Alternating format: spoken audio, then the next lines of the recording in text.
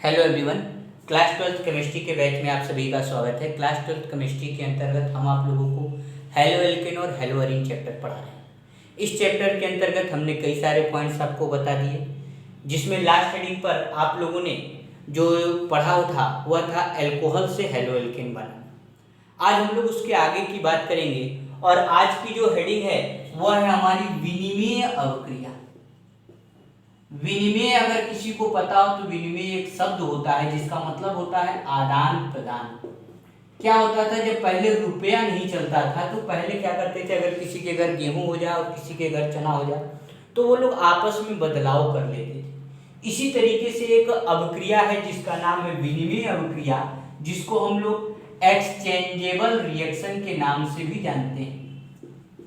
या कोई अवक्रिया नहीं है, इसके अंतर्गत कई सारी अवक्रिया आएंगी। जैसे मान लीजिए अभी तक आप क्या पढ़ रहे थे, एल्कोहल से जब हेलो एल्केन बनाना हो रहा था तो आप जो भी रास्ता देखते थे, चाहे वो PCl3 के साथ रिएक्शन करवाएं, चाहे PCl5 के साथ करवाएं, चाहे HCl के साथ करवाएं, चाहे SOCl2 के साथ करवाएं, मतलब किसी भी रास्ते से आप रिएक्शन करवा रहे थे तो हर बार RCl ही बन रहा था। साथ में बहुत सारी चीजें बन रही थी, उसकी बात नहीं, लेकिन जो मेन प्रोडक्ट है हेलो एल्केन की जगह हर बार RCl RCl RCl RCl। तो आप ये प्रश्न पूछ सकते हैं कि सर हेलो एल्केन में तो RBr भी आया, RI भी आया, RF भी आया, लेकिन RCl ही क्यों बन रहा? आप और भी चीजें बनाइए। तो भाई उसका एक फिक्स है कि जब एल्कोहल से हेलो एल्केन बनाना होगा तो RCl बनेगा।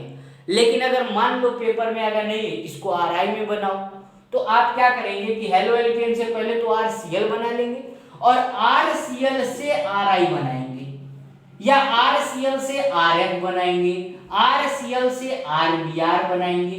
यह आपको बदलाव करना पड़ेगा और यह बदलाव जिस अवक्रिया के अंतर्गत होगा उस अवक्रिया का नाम है विनिमय अवक्रिया। सीधा सीधा समझिए कि अगर कहीं आपको CH3Cl से CH3I बनाना है तो वहां पर आपको विनिमय अवक्रिया लगाना पड़ेगा। बिना विनिमय अवक्रिया लगाए आप नहीं कर सकते। या CH3Cl से CH3F बनाना है तब भी आपको विनिमय अवक्रिया लगाना पड़ेगा, वरना आप बिना एक्सचेंजेबल रिएक्शंस के यह काम नहीं करा सकते हैं। बात समझ में आ रही है? तो फिर से एक बार क्लियर हो जाइए कि कभी भी क्लोरीन को आयोडीन में बनाना हो, क्लोरीन वाले को फ्लोरीन में बनाना हो, या ब्रोमीन वाले को आयोडीन में बनाना हो, आपस में अगर बदलाव करने हो तो आपको विनिमय अवक्रिया याद करनी पड़ेगी। और इस अवक्रिया में ऐसा नहीं है कि केवल एक रिएक्शन है, कई सारे रिएक्शन आपको मिलेंगे आगे कोर्स में, वो सब इसी कैटेगरी के हैं। तो जिस इसके अंतर्गत आने वाला पहला रिएक्शन हम आपको बताएं, उस रिएक्शन का नाम है कोनेंट फिंकल-स्टीन अवक्रिया। इंग्लिश में भी इसे इसी नाम से जाना जाता है, कोनेंट फिंकल-स्टीन अवक्रिया। कई बार पेपरों में भी आया हुआ है कि व्हाट इज कोनेंट फिंकल-स्टीन रिएक्शन। तो कोनेंट फिंकल-स्टीन अवक्रिया क्या है? यह एक प्रकार की विनिमय अवक्रिया है। पहली बात तो यह क्लियर कर लीजिए। करती क्या है? यह किसी भी हेलो एल्केन को आयोडो एल्केन में बदलने का काम करती है। किसी भी हेलो एल्केन से अगर आयोडो एल्केन बनाना हो, चाहे वो क्लोरीन से बनाना हो, फ्लोरीन से बनाना हो, ब्रोमीन से बनाना हो, अगर CH3Cl से CH3I बनाना हो, चाहे CH3Br से CH3I बनाना हो, चाहे CH3F से CH3I बनाना हो, किसी से भी अगर I वाला प्रोडक्ट बनाना है तो आपको कोनेंट फिंकल-स्टीन अवक्रिया लगाना पड़ेगा। आज से ध्यान दीजिए कि कभी भी आयोडो एल्केन बनाना है तो आपको कोनेंट फिंकल-स्टीन अवक्रिया लगाना ही पड़ेगा। अब इस अवक्रिया को लगाते कैसे हैं तो ध्यान दीजिए कि सबसे पहले आप RX ले लीजिए, इसका रिएक्शन NaI से कराइए। NaI का नाम होता है सोडियम आयोडाइड।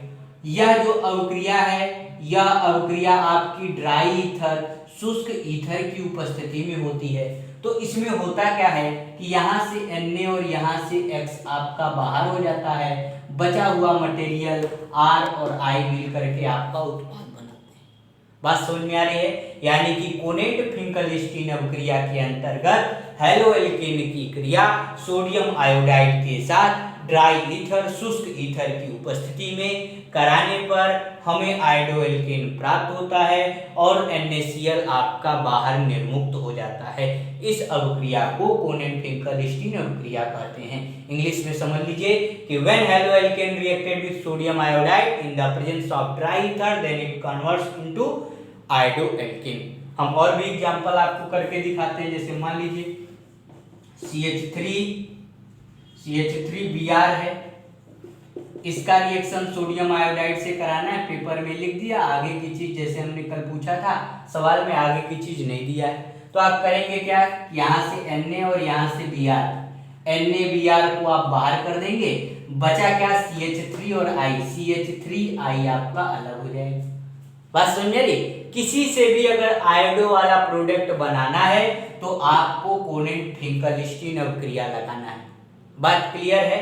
तो ध्यान दीजिए कि कभी भी हेलोएल्केन से आयोडोएल्केन में बदलना हो तो आप कोनेट फिंकलस्टीन अभिक्रिया लगाओगे, या एक प्रकार की विनिमेय अभिक्रिया है। इसके बाद जो आपकी दूसरी अभिक्रिया आती है, उस दूसरी अभिक्रिया का नाम है श्वार्ज अभिक्रिया। क्या नाम है? श्वार्ज अभिक्रिया। बात समझ में आ रही? यह क्या करता है? श्वार्ज अभिक्रिया क्या करता है? इंग्लिश में भी इसे श्वार्ज रिएक्शन के नाम से ही जाना जाता है। परीक्षाओं में पूछा भी गया है कि श्वार्ज अभिक्रिया किसे कहते हैं। 2 नंबर में प्रश्न यह आया हुआ है। तो श्वार्ज अभिक्रिया क्या होती है?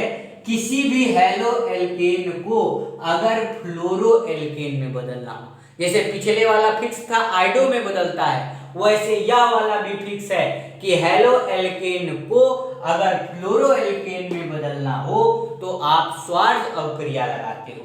इसमें होता क्या है कि किसी भी हेलोएल्केन की क्रिया AgF के साथ कराई जाती है, सिल्वर फ्लोराइड।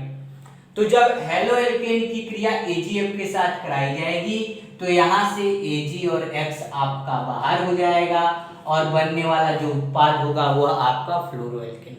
एग्जाम्पल के तौर पे देख लीजिए, C4H9Cl का रिएक्शन अगर AgF के साथ कराते हैं तो यहाँ से AgCl आपका बाहर होता है, C4H9F आपका उत्पाद बन जाता है। तो श्वार्ज अभिक्रिया में ऐसा कोई जरूरी नहीं कि AgF के साथ ही कराया जाए, कुछ किताबों में HgF2 के साथ भी कराया गया, ये भी याद रखिए। कुछ जगहों पर आपको अगर AgF की जगह HgF2 भी मिले तब भी वह श्वार्ज अभिक्रिया का ही एक हिस्सा है, एक पार्ट है। बात समझ में आ रही है? अगर आपका AgF की जगह HgF2 भी लिखा हुआ मिलता है तो वह भी श्वार्ज अभिक्रिया के अंतर्गत आता है। तो आज आपने 2 चीजें पढ़ी कि कोनेट फिंकलस्टीन अभिक्रिया से किसी भी हेलोएल्केन को आयोडोएल्केन में बदला जा सकता है, और जो दूसरी आपने पढ़ी कि श्वार्ज अभिक्रिया से किसी भी हेलोएल्केन को फ्लोरोएल्केन में बदला जा सकता है। तो अगर अल्कोहल से फ्लोरोएल्केन बनाना हो तो आप सबसे पहले अल्कोहल से क्या करिएगा, अल्कोहल से पहले तो आप हेलोएल्केन क्लोरोएल्केन बना लीजिएगा और क्लोरो से फ्लोरो बनाने का फार्मूला ये। अगर आपको एल्केन से बनाना हो तो एल्केन से सूर्य के प्रकाश में क्लोरो वाला बना लीजिएगा और क्लोरो से फ्लोरो, क्लोरो से आयोडो में आप यह लगा लीजिएगा। यानी कि सब प्रकार के कन्वर्जन एक दूसरे से जुड़े हुए हैं, बशर्ते आप उतना सोच पा रहे हैं कि नहीं सोच पा रहे हैं। यही केवल एक पॉइंट है जो कि आपके कन्वर्जन को और पूरी ऑर्गेनिक केमिस्ट्री को आसान बनाता है। जब आप वो चीज सोचने लगेंगे कि किससे क्या बन रहा है, जैसे ये हेलोएल्केन से फ्लोरोएल्केन बना रहा है, तो अब कुछ होंगे कि एल्केन में भी ये लगाने लगेंगे, एल्कीन में भी लगाने लगेंगे। कल कई लोगों ने ऐसा किया नहीं, जो जिसके लिए रिएक्शन है उसको उसी में आप लगाइए। अगर एल्केन का है तो एल्केन वाले में लगाइए, एल्कीन का है एल्कीन वाले में लगाइए, हेलोएल्केन का है तो हेलोएल्केन वाले में लगाइए। आप अपने मन से कहीं पर कोई रिएक्शन नहीं लगा सकते हैं। रिएक्शन जो बताया जा रहा है उसी तरीके का होना चाहिए। आप अगर ऑटोमेटिक अपने मन से सोच करके लगा रहे हो तो फिर आपका गलत है। इसलिए आप ध्यान रखिए, आपको इसको ध्यान से पढ़ना पड़ेगा। तो आज के लिए इतना ही, फिर हम लोग कल पढ़ेंगे इसके आगे की चीज़ें।